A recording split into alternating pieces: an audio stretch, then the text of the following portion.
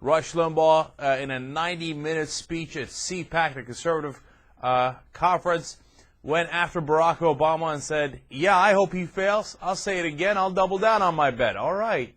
You go get him, Rush. And then Barack Obama's team thought this was fantastic, and they tried to attach the whole Republican Party to Rush Limbaugh. We'll get to that in a second. But first, let's start with Rush Limbaugh at CPAC, telling the people of America, wouldn't it be fantastic if our president failed? Still, to me, mysteriously controversial comment that I hope President Obama fails. I was watching the Super Bowl, and as you know, I love the Pittsburgh Steelers. No!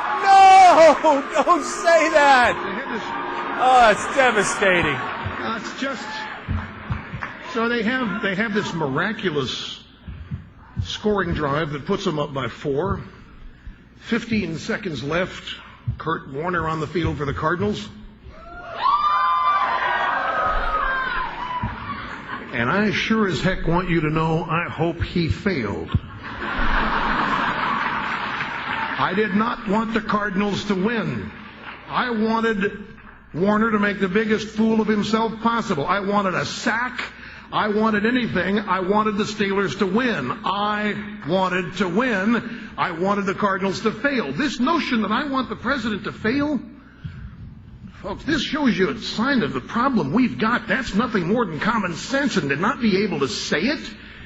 Why in the world do I want what we just described, rampant government growth, indebtedness that has wealth that is not even being created yet is being spent? What is in this? What possibly is in this that any of us want to succeed? Did the Democrats want the war in Iraq to fail? Well, they certainly did. And they not only wanted the war in Iraq to fail, they proclaimed it a failure. There's dingy Harry Reid waving a white flag. This war is lost. This war... They called General Petraeus a liar before he even testified. You see, first of all, I gave Rush Limbaugh, when he first came out with this, a little bit of benefit of the doubt. Now, one might wonder why, but I did, because I thought, hey, look, if he's referring to policy he disagrees with, I understand that. I didn't want Bush's policies to get enacted because I didn't think that they would be helpful, right? But look at the point he's making here. He's saying, look, I'm just striking back because the Democrats wanted us to fail in Iraq. Which, of course, if you know any real Democrats, is not true at all. We never came out, nobody ever came out and said, oh, God, it'd be great if we lost in Iraq. Nobody even thought that. Not even close. Not even within miles of it. In fact, most of the American people were unfortunately behind the Iraq war. Now, I fought tooth and nail against starting the Iraq war in the first place because I thought it was a bad idea. Turned out I was exactly right. But once the war started, you try to do your best. And throughout the program that we had for the last 6 years, every time we'd say, all right, now change course a little bit this way or a little bit that way.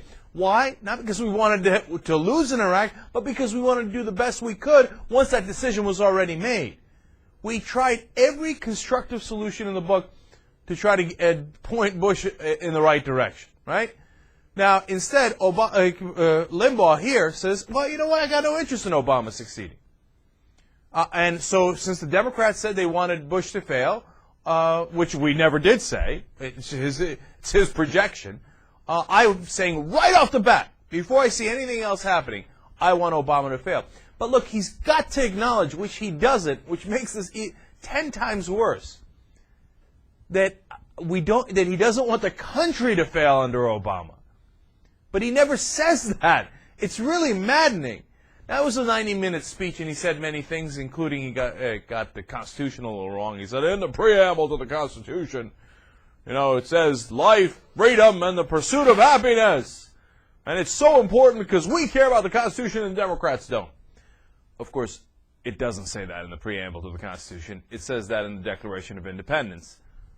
Look, it's not a huge mistake, but at the same time, if you're going to tell me about how much you cherish the Constitution and how the Democrats don't understand the Constitution, it's probably best to know what the hell you're talking about and to know what's in the Constitution. I mean, you're going to make a speech about the Constitution and quote the preamble. You didn't even read it. So he's got a lot of nonsense in this speech. But his main point is, wouldn't it be great if the country failed under Barack Obama? No, it's way too much. It's way out of bounds. And the worst part about it was that he used the Steelers analogy. No, don't leave the Steelers out of it, okay? And when he said, a lot of you know that I love the Steelers, my stomach turned a little bit. I was like, oh, no.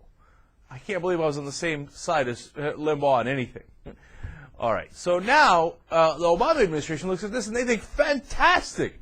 This is exactly who we want representing the Republican Party because it's an ugly face. And I don't mean literally, although he wasn't looking his best the other day. Although, by the way, one of the girls on The View, Sherry Shepard, said that she likes men dressed in all black and that, he was looking kind of hot. I was like, what? That was kind of hot? Joy Behar said, hey, are you a chubby chaser? Which I found to be quite amusing. Anyway, metaphorically, the ugly face of the Republican Party, they like this. So Rahm Emanuel goes on Face the Nation, and he says to Bob Schieffer, oh, yeah, Rush Limbaugh equals Republicans. Absolutely. Let's watch. But our goal, Bob, is to continue to reach out, and it's our desire that the Republicans would work with us and try to be constructive rather than adopt the philosophy of somebody like Rush Limbaugh who's praying for failure. Rush Limbaugh, we've talked about Newt Gingrich a lot this morning, and now you bring up Rush Limbaugh. Who do you think now speaks for the Republican Party? You just named him. It was Rush Limbaugh. I mean, he has laid out his vision, in my view, and he said it clearly, and I compliment him for that. He's been very upfront, and I compliment for that because he's not hiding. He's asked for President Obama and called for President Obama to fail. That's his view, and that's what he has enunciated. And whenever a Republican criticizes him, they have to run back and apologize to him and say they were misunderstood.